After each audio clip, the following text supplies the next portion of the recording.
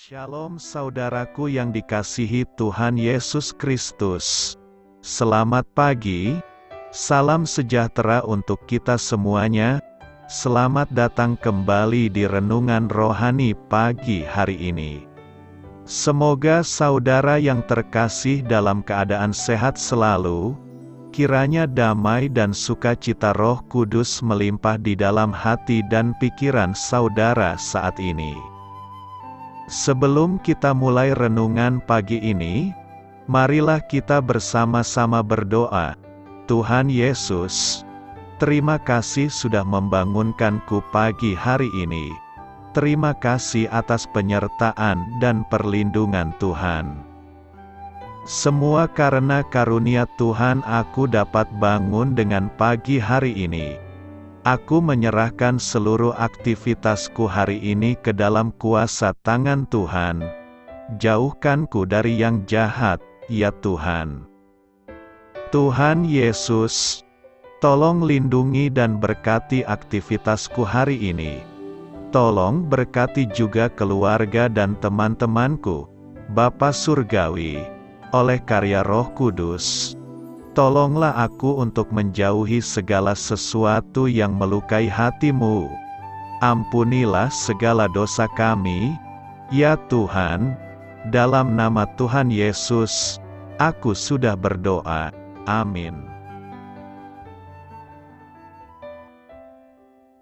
Sahabat saudara rohani, pembacaan ayat emas Alkitab renungan kita hari ini terambil dari Yakobus 1 ayat 2 sampai dengan ayat 8 dan ayat 12 sampai dengan ayat 18. Saudara-saudaraku, anggaplah sebagai suatu kebahagiaan apabila kamu jatuh ke dalam berbagai-bagai pencobaan. Sebab kamu tahu bahwa ujian terhadap imanmu itu menghasilkan ketekunan. Dan biarkanlah ketekunan itu memperoleh buah yang matang, supaya kamu menjadi sempurna dan utuh dan tak kekurangan suatu apapun. Tetapi apabila di antara kamu ada yang kekurangan hikmat, hendaklah ia memintakannya kepada Allah, yang memberikan kepada semua orang dengan murah hati dan dengan tidak membangkit-bangkit, maka hal itu akan diberikan kepadanya. Hendaklah ia memintanya dalam iman, dan sama sekali jangan bimbang, sebab orang yang bimbang sama dengan gelombang laut, yang diombang-ambingkan kian kemari oleh angin. Orang yang demikian janganlah mengira, bahwa ia akan menerima sesuatu dari Tuhan. Sebab orang yang mendua hati tidak akan tenang dalam hidupnya. Berbahagialah orang yang bertahan dalam pencobaan, sebab apabila ia sudah tahan uji, ia akan menerima mahkota kehidupan yang dijanjikan Allah kepada barang siapa yang mengasihi Dia. Apabila seorang dicobai, janganlah ia berkata, "Pencobaan ini datang dari Allah." Sebab Allah tidak dapat dicobai oleh yang jahat, dan ia sendiri tidak mencobai siapapun. Tetapi tiap-tiap orang dicobai oleh keinginannya sendiri, karena ia diseret dan dipikat olehnya. Dan apabila keinginan itu telah dibuahi, ia melahirkan dosa, dan apabila dosa itu sudah matang, ia melahirkan maut. Saudara-saudara yang kukasihi, janganlah sesat. Setiap pemberian yang baik dan setiap anugerah yang sempurna, datangnya dari atas, diturunkan dari Bapa segala terang. Padanya tidak ada perubahan atau bayangan karena pertukaran. Atas kehendaknya sendiri ia telah menjadikan kita oleh firman kebenaran, supaya kita pada tingkat yang tertentu menjadi anak sulung di antara semua ciptaannya. Yakobus 1 ayat 2 sampai dengan ayat 8 dan ayat 12 sampai dengan ayat 18. Inti dari ayat emas renungan kita adalah, berbahagialah orang yang bertahan dalam pencobaan. Mari kita mulai renungan pagi kita. Judul renungan kita hari ini adalah Allah yang tidak berubah, ditulis oleh Kenneth Peterson. Mari kita mulai kisah inspiratif. Dalam sebuah foto yang ikonik, tampak jejak sepatu bot dengan latar belakang abu-abu. Itulah jejak kaki astronaut Buzz Aldrin yang ditinggalkannya di permukaan bulan pada tahun 1969. Menurut para ilmuwan, jejak tersebut kemungkinan masih ada sampai sekarang, tidak berubah setelah bertahun-tahun, tanpa angin atau air. Tidak ada yang akan terkikis di bulan, sehingga apa yang terjadi pada permukaannya akan tetap bertahan. Yang lebih mengagumkan adalah merenungkan kehadiran Allah yang tidak pernah berubah. Yakobus menulis, setiap pemberian yang baik dan setiap anugerah yang sempurna, datangnya dari atas, diturunkan dari Bapa segala terang, padanya tidak ada perubahan atau bayangan karena pertukaran. Yakobus 1 ayat 17. Sang Rasul menempatkan kebenaran itu dalam konteks pergumulan kita sendiri. Anggaplah sebagai suatu kebahagiaan, apabila kamu jatuh ke dalam berbagai-bagai pencobaan. Mengapa demikian? Karena kita dikasihi oleh Allah yang agung dan tidak berubah. Di saat-saat sulit, kita perlu mengingat pemeliharaan Allah yang tidak pernah berubah. Kita dapat mengingat-ingat lirik dari himne agung yang berjudul, Setiamu, Tuhanku, tiada bertara, di kala suka, di saat gelap, kasih-Mu, Allahku, tidak berubah, Kaulah pelindung abadi. Tetap, ya, Allah kita telah meninggalkan jejaknya yang abadi di dunia. Dia akan selalu ada bagi kita. Sungguh besar kasih setianya. Marilah kita renungkan di dalam hati kita. Masalah apa yang sedang Anda hadapi hari ini? Bagaimana memahami kehadiran Allah yang tidak berubah menolong Anda dalam pergumulan tersebut? Hal ini patut kamu ketahui. Berbahagialah orang yang bertahan dalam pencobaan. Berbahagialah orang yang bertahan dalam pencobaan, sebab apabila ia sudah tahan uji, ia akan menerima mahkota kehidupan yang dijanjikan Allah kepada barang siapa yang mengasihi Dia.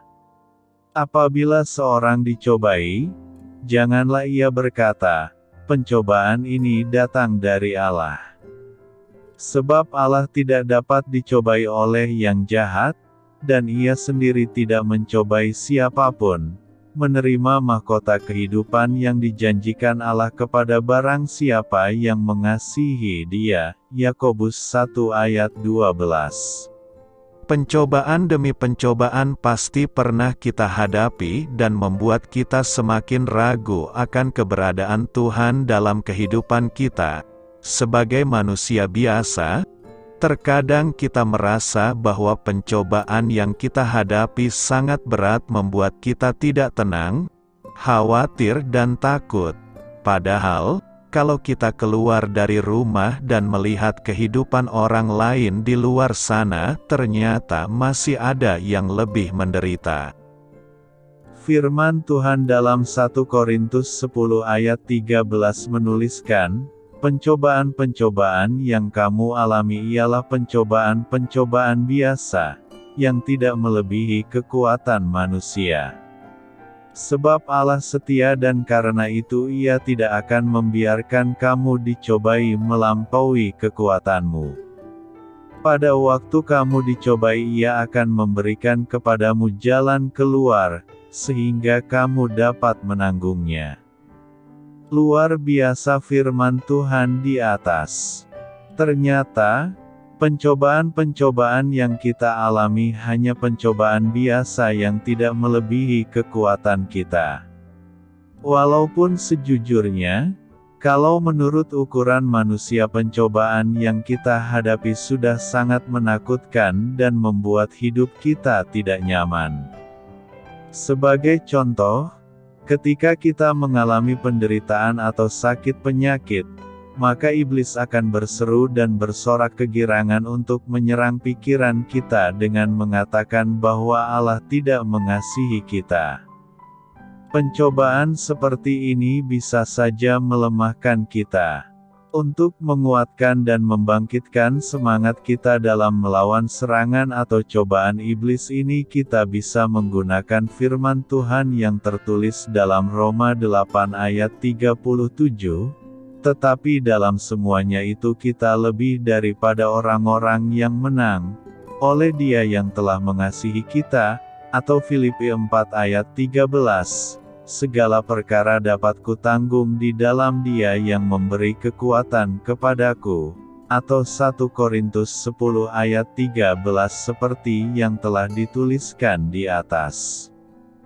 Kita semua tahu bahwa pencobaan itu datang dari keinginan yang jahat, bukan dari Allah. Apabila keinginan dibuahi akan melahirkan dosa yang bisa mengakibatkan maut. Karena keinginan dan nafsu yang jahat seperti bola salju yang digelindingkan makin lama makin besar, tidak pernah puas sehingga tidak ada yang sanggup menghentikannya. Bola salju itu bisa menghancurkan siapa saja, bahkan diri sendiri, dan celakanya seringkali manusia tidak sadar akan pencobaan tersebut, tahu-tahu sudah mengalami kehancuran yang parah. Seringkali orang salah mengerti perbedaan antara pencobaan dan ujian. Dari hasilnya lah biasanya orang akan mengerti. Pencobaan membawa maut, tetapi ujian membawa pertumbuhan iman. Kita bisa menang dari pencobaan jika kita menjadikan Tuhan sebagai sumber kekuatan kita dan memilih taat pada firman-Nya. Alkitab mengajarkan bahwa ada dua sumber pencobaan. Sumber pencobaan yang pertama adalah iblis. Efesus 6 ayat 10-12 menjelaskan bahwa kita hidup dalam suasana perang dengan iblis. Akhirnya hendaklah kamu kuat di dalam Tuhan, di dalam kekuatan kuasa-Nya. Kenakanlah seluruh perlengkapan senjata Allah supaya kamu dapat bertahan melawan tipu muslihat iblis, karena perjuangan kita bukanlah melawan darah dan daging tetapi melawan pemerintah-pemerintah, melawan penguasa-penguasa, melawan penghulu-penghulu dunia yang gelap ini, melawan roh-roh jahat di udara. Di sini kita bisa melihat bahwa iblis senantiasa berusaha untuk berperang melawan dan menjatuhkan kita. Itu sebabnya ia akan menggunakan segala cara untuk membuat kita jatuh dan berdosa. Inilah niat jahat iblis. Ketika kita tergoda dan mau menuruti kata-kata iblis, maka dalam waktu yang sangat singkat kita akan berubah menjadi serigala yang siap mencari mangsa baru dan menggoda orang lain agar ikut dengan langkah kita yang salah. Pencobaan yang kedua adalah bersumber dari diri kita sendiri, sebagaimana tercatat di Yakobus 1 ayat 14. Tetapi tiap-tiap orang dicobai oleh keinginannya sendiri karena ia diseret dan dipikat olehnya. Dan apabila keinginan itu telah dibuahi, ia melahirkan dosa. Apabila dosa itu sudah matang, ia melahirkan maut. Kadang kitalah yang bertanggung jawab penuh atas kejatuhan, sebab keinginan untuk jatuh dan berdosa berasal dari dalam diri kita sendiri. Dalam kehidupan sehari-hari, terkadang kita lupa mengucap syukur kepada Tuhan. Bulan ini hanya dapat keuntungan 1 juta, kita merasa masih sangat terlalu sedikit. Kita terlalu serakah dan menginginkan keuntungan yang berlipat ganda tanpa pernah mensyukuri berkat awal yang diberikan Tuhan. Ketika pencobaan demi pencobaan datang menghampiri kita, Apa langkah yang harus kita tempuh agar tetap kuat di dalam Tuhan? Pertama, kita mesti menyadari titik lemah dalam hidup kita. Iblis selalu menyerang kelemahan kita. Jangan sampai kita menyangkal kelemahan diri sendiri. Jangan pernah lupa untuk selalu membekali diri dengan firman Tuhan. Kedua, kita tidak boleh meremehkan pencobaan dan terlalu percaya diri. Kendati kita tahu kelemahan kita, jangan kita bermain api dengan pencobaan. Itu sebabnya dalam doa Bapa kami, Tuhan mengajarkan kita untuk berdoa supaya Ia menjauhkan kita dari pencobaan. Jadi, jangan kita malah mendekatkan diri dengan pencobaan. Jangan karena merasa hebat kita lantas menghampiri pencobaan yang sesungguhnya sejak awal sudah diingatkan. Ketiga, ingatlah bahwa pencobaan dari iblis dan dari diri sendiri adalah sama berbahayanya. Iblis sangat cerdik sehingga ia cepat membisikkan kata-kata yang menghasut kita untuk berontak dari Tuhan. Kita pun adalah makhluk yang berdosa sehingga kita dapat memainkan rasio dan membuat diri tidak merasa bersalah. Sikap mau menang sendiri sesungguhnya sama halnya dengan kita sedang menggali lubang sendiri dan siap-siap masuk ke dalamnya. Keempat, terimalah pencobaan sebagai bagian dari ujian untuk mendewasakan kita. Dengan kata lain, ini adalah kesempatan untuk kita bertumbuh, bukan untuk kita jatuh. Kelima, apapun yang kita rasakan, yakinlah dengan iman bahwa Tuhan melihat dan menolong. Tidak selalu kita melihat Tuhan bekerja secepat yang kita harapkan, namun terpenting adalah mengetahui bahwa Ia beserta kita, bahkan dalam pencobaan. Keberadaan Tuhan dalam kehidupan kita tiada terukur. Tuhan selalu hadir dalam setiap kesusahan, kesedihan, dan kesulitan yang kita alami. Pertolongan Tuhan tiada terhitung dalam kehidupan kita.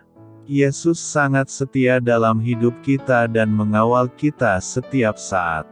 Berbahagialah jika hari ini kamu masih bisa bertahan dalam pencobaan. Karena segala sesuatu akan indah pada waktunya, dan Tuhan tidak akan membiarkan kita sampai terjerembab. Amin. Doa saya menyertai saudara sekalian. Marilah kita menyampaikan doa syafaat. Ya Allah, pergumulan akhir-akhir ini membuatku putus asa. Aku khawatir apa yang akan terjadi. Namun, aku tahu Engkau tetap hadir dan memeliharaku. Tolonglah aku tetap tenang dan meyakininya. Amin. Sampaikan harapan dan permintaan saudara kepada Tuhan.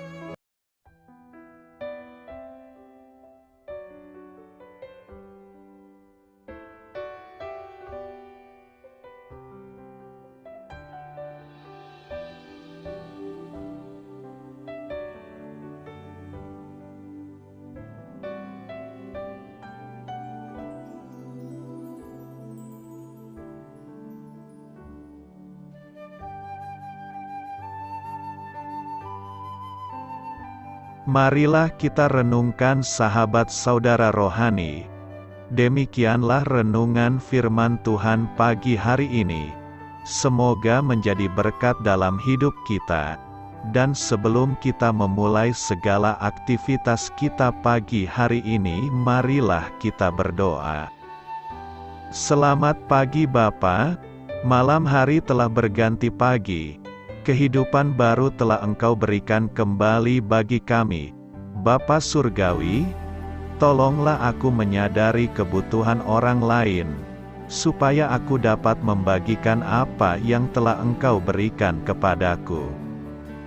Pada saat aku membutuhkan, berilah aku keyakinan bahwa Engkau akan mencukupkanku, melalui orang-orang yang mengasihi-Mu, bukan karena kami pantas atau layak, namun karena kasih karunia-Mu kami boleh ada, sebagaimana kami ada di pagi hari ini.